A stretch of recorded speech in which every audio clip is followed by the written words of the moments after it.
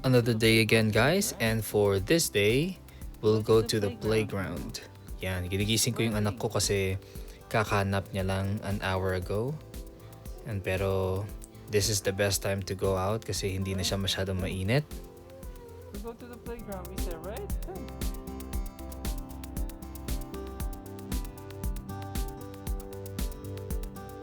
Let's go.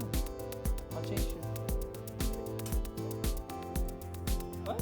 So pinalitan ko lang siya ng damit na hindi masyadong dumihin para kung sakali man na marami siyang makalaro or maglaro siya ng lupa or buhangin doon, okay lang. Hindi tayo masyadong mahihirapan maglaban ng kanyang damit.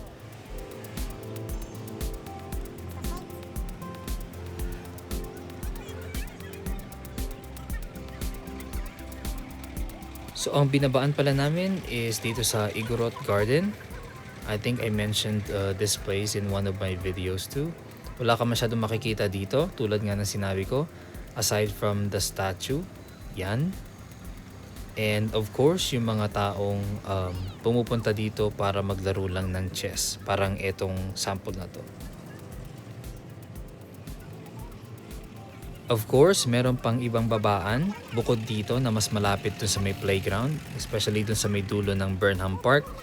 Pero I thought like gusto ko lang muna maglakad para ma-exercise na rin ako ng kaunti kasi hindi ako masyadong lumalabas, kaya dito kami bumaba.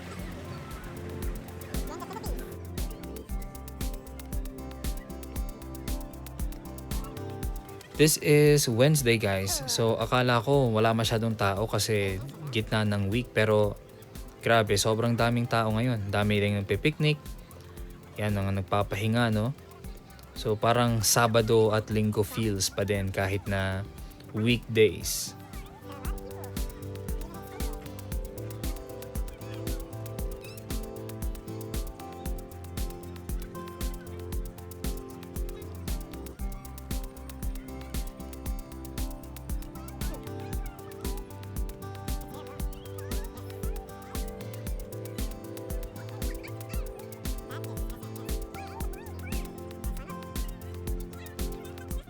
So dito sa Burnham Park, meron tayong view deck. Kung gusto niyo makita yung kabuuan ng lagoon, akyat lang kayo dito sa area na to. Yan, so ganyan lang ang kanyang itsura dito. And sa baba niya, yan, I think mas interesting dyan sa may area na yan, no, sa baba. So pag bumaba kayo, pwede kayong mag-rent ng traditional costumes nila dito sa Cordillera. And pwede din kayong magpa-picture.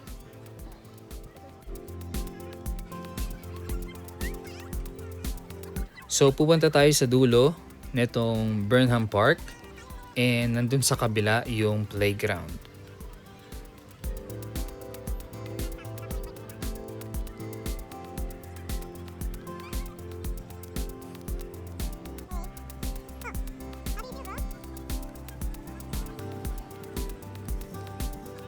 Yan o, so excited ang aking anak, nauuna na siya sa akin. Nuunahan niya na ako, sobrang gusto niya na maglaro. Pero hindi ko siya pwedeng hindi makita guys kapag ganito kadaming tao, medyo delikado, no? Kaya ingatan ninyo yung mga anak ninyo pagka lumalabas kayo.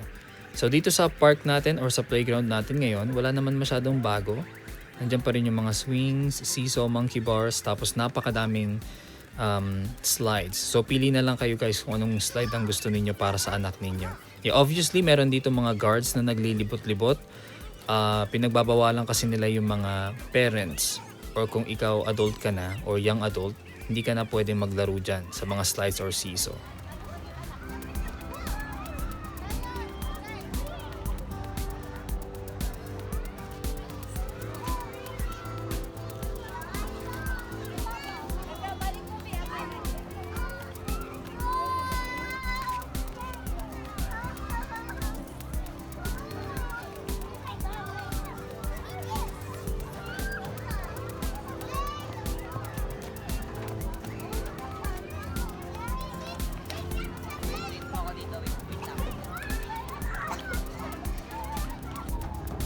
So dito na guys pwedeng i-apply yung mga natututunan nila sa bahay, no? Even sa mga pinapanood nila. Kung paano mag-share, kung paano mag-antay, be patient, kung paano mag-fall in line, kung paano paunahin yung iba, i-consider yung mga ibang mga bata din na hindi lang sila palagi yung nako-consider.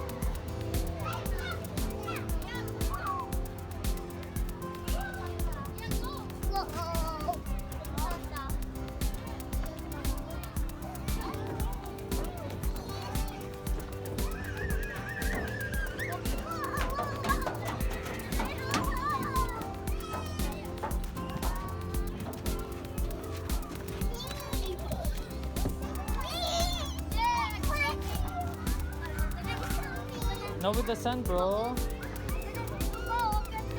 You're going to put it again on the slides.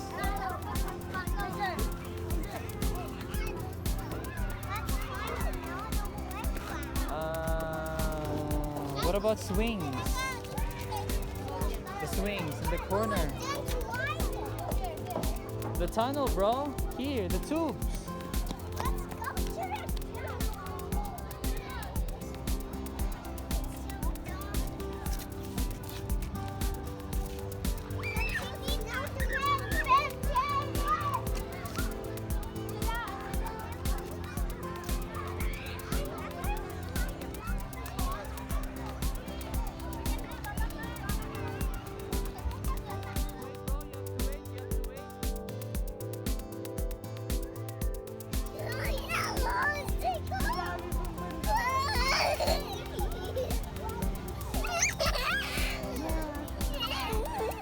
So nagre-request din siya na lakasan ko daw ang tulak ko sa kanya kasi yung kabila na bata na nasa swing is malakas din daw ang pagtutulak sa kanya ng nanay, kaya yan, gusto niya rin daw lakasan ko.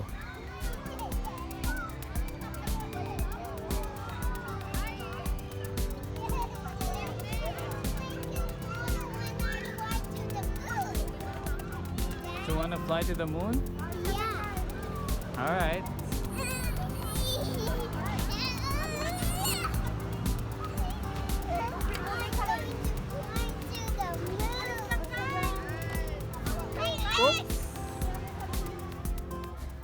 Dito naman, gusto niya daw ma-feel magpaa-paa kasi gusto niya daw tumakbo dun sa mga damuhan. Yan, kaya pinabayaan muna natin.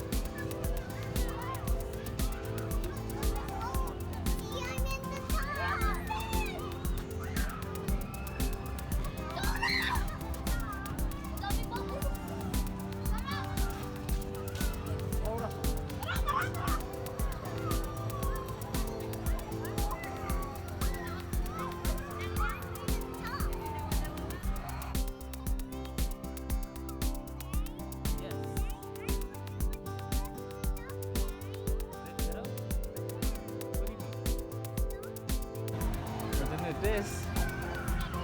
What's next?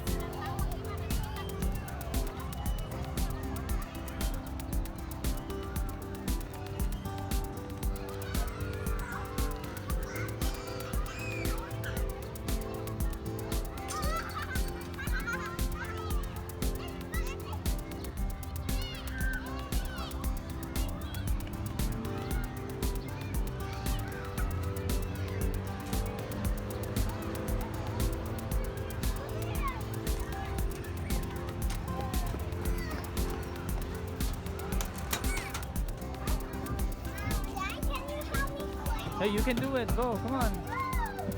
Sige, go. You can do it. Just try to grab properly and hold tight. Okay, wait for him. It's okay. Go. Just go up.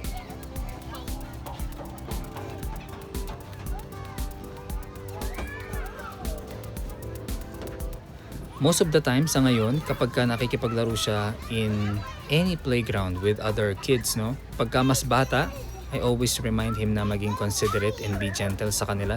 Kasi di ba baka mamaya makasakit siya at masaktan niya yung mga batang yun. Pero kapag ka mga ganito naman na guys na medyo malalaki na yung mga kalaro niya, I just let him na maglaro at makipagkasabayan sa kanila. Walang problema sa akin yun, even though masaktan siya. Wait for them. Kasi I want him to understand then na it's part Okay, go. of playing with other people. It took me some time lang din na mag-adjust at pabayaan siya na maglaro ng mga ganito. Kasi in the past, as much as possible, ayoko sana na magpupupulot siya ng kung ano-ano from the floor or from the ground, no? Especially kapag ka nasa labas na ganito. Baka malay mo kasi may mga dura-dura dyan or may mga kung ano man na itinapon sila, di ba? Pero I just realized na mas okay din pala kapag pabayaan lang talaga yung bata na maglaro siya, ganyan. So magkaiba kami ng style ng aking asawa.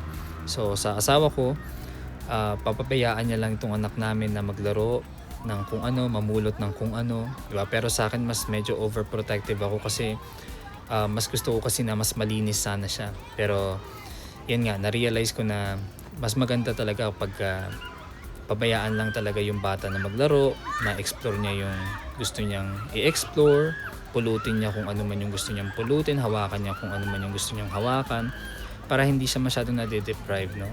Na hindi yung pagka lumaki siya, ang dami niya pa rin gustong gawin.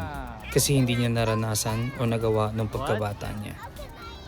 In short, tama si Mrs. Yan. So, sa kanya, no, ang napansin talaga namin is gustong-gusto niya na naglalaro ng mga anything sa nature. So, pag lumalabas talaga kami, normal yan na magpupupulot siya ng mga bato, sticks, dahon, yan, buhangin, lupa. Hahawakan niya talaga yung mga yan. So, supervision lang talaga yung pinaka kailangan.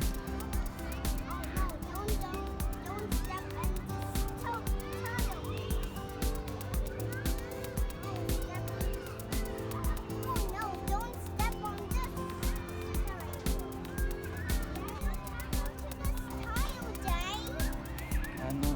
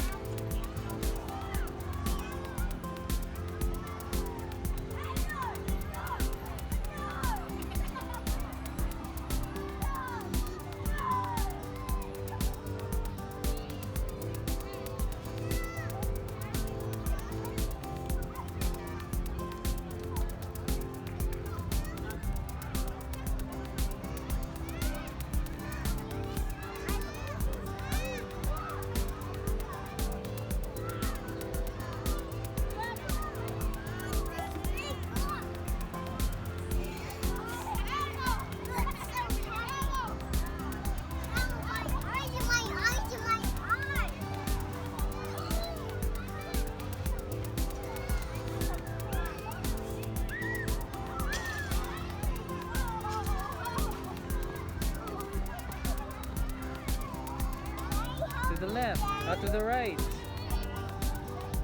You can duck. No, it's okay. You can get inside there. Don't you fit? Go inside and then get out here. But I can't get out here.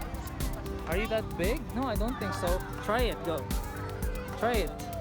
Go inside. Sige. Yan. Now you're driving it. Oh, your legs. Now, legs first, legs first, legs first, legs first.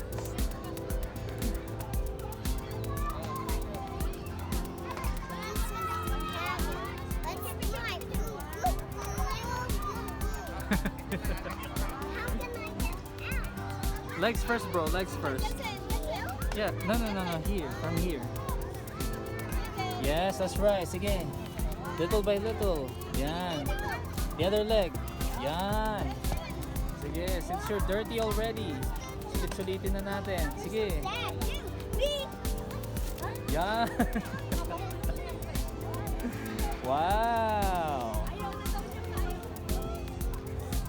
Oh no.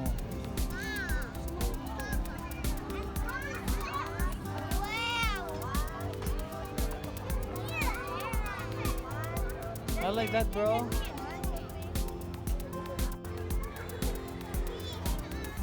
Ta-da! I want some rocks. Rocks, stones.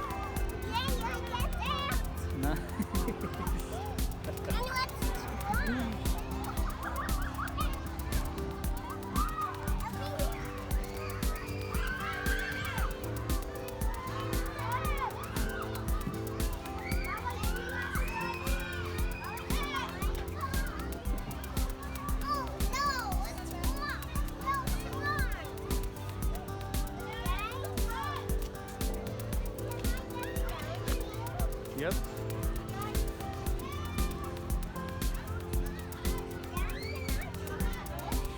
Yeah, you can try it. Diyan ka lang, wait. Diyan. Diyan ka lang, mag-picture ko. Picture na lang.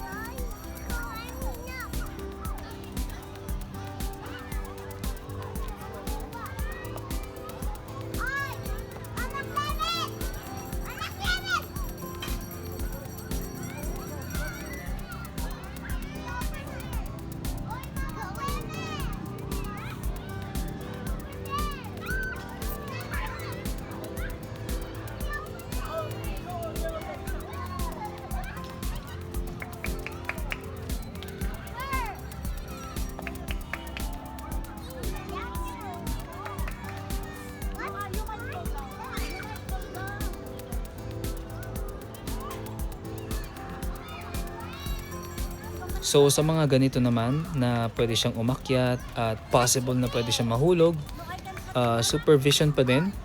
And inaalalayan ko pa lang din kahit medyo malayo ako, no? Nakaalalay ako dyan. Pero as much as possible, pinapabayaan ko rin siya dyan kasi ayaw ko na magkaroon siya ng limit sa mind niya na matakot siya or mag-inflict ng fear sa kanya yung mga ganyang katataas na, oh, hindi ko to kaya. So, I just let him do yung mga ganitong bagay din. Tapos ini-encourage ko din siya para somehow kung meron man siyang fear or takot sa pag-akyat sa mga matataas is ma-overcome niya din. Careful with the boy.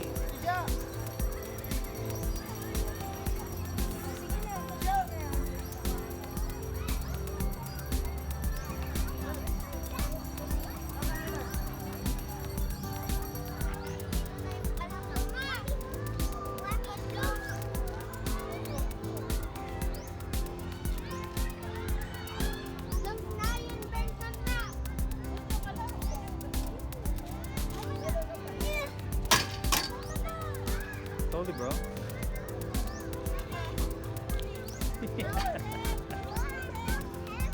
So after Yeah, more than yeah. 2 hours of playing, mag-aalas 6 na po kaya isasara na nila ang playground. So as early as 5:30, may mga naglilibot-libot na ng mga guards na nire-remind na nila yung mga parents and mga bata na lumabas na din kasi magsasara na sila. So it's cleaning time. So kailangan ko lang siyang punasan paulit-ulit. Probably. And eto ang ating unang beses, yan no, brown na brown. At natuklap din pala or nasira ang kanyang kuko sa gitna. Yan no, natatanggal. I think dahil yun sa kanyang slippers. Go. Alam naman natin kapag bata no, too focus sila sa paglalaro nila minsan and they don't feel kung masaktan man sila or meron man nangyari sa kanila. Diba? Parang di nila mararamdaman yun masyado. Mamaya-maya na lang kapag nakauwi na kayo ng bahay.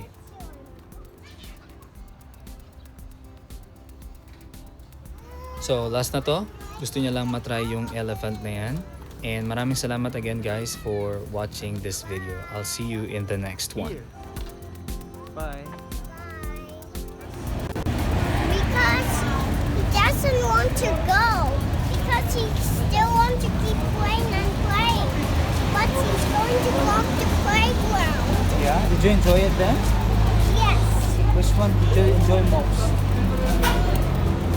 I enjoyed the seesaw and the swing. The swing and the seesaw? Yeah, and the handrails. Oh, the monkey bars. Yeah, the monkey balls. Alright. Cool. Thank you for watching. Subscribe our channel.